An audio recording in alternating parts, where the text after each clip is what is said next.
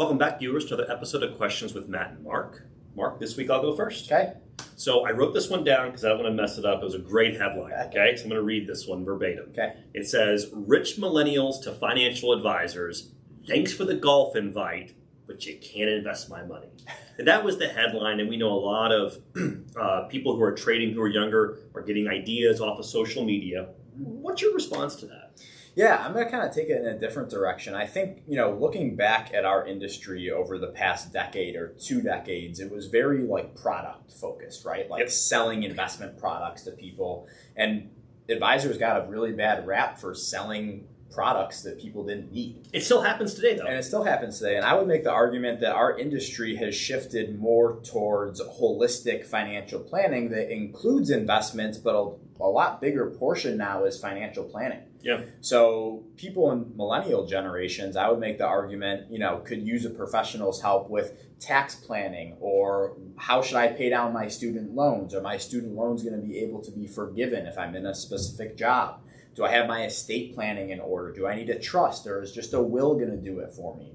So I think, our industry has done a lot better job over the past few years of bringing these non-investment financial planning items into focus. And again, just how I look at it, if I ever needed an attorney to represent myself in court, I wouldn't represent myself in court because I don't know what I'm doing. I'm not saying that the general public doesn't know what they're doing when it comes to finances, but it's always nice just to talk to a professional regarding your situation. And maybe it's just a once, annual checkup per year. Yeah, I kind of call it the pulling a WebMD, You're not going to sit there and diagnose yourself and apply treatments to yourself without seeing a professional. Right, yeah. So I think the conversation with advisors is a lot more than just investments now, and definitely more geared towards holistic financial planning. Great point. What question you got for me this week? It's about oil. So I was out of the state of Ohio and saw some crazy high gas prices this past weekend. So what are your just 2 cents on oil prices right now?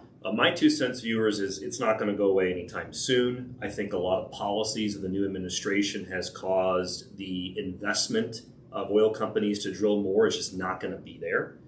And there's no incentive by OPEC nations to drill more. They're making up for lost time. Every dollar revenue they can get.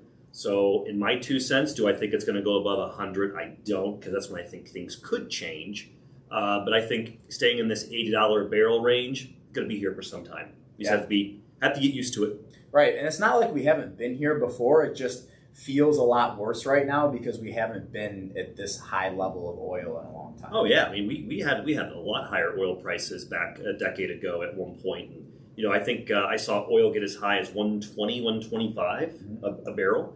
So this is not uncommon. Things go through cycles. And the last thing I'll leave the viewers with is, what's the cure for high oil prices? High oil prices. Because eventually, money's going to find a return. And if there's a way for people to invest, if it gets expensive enough, they will start drilling more.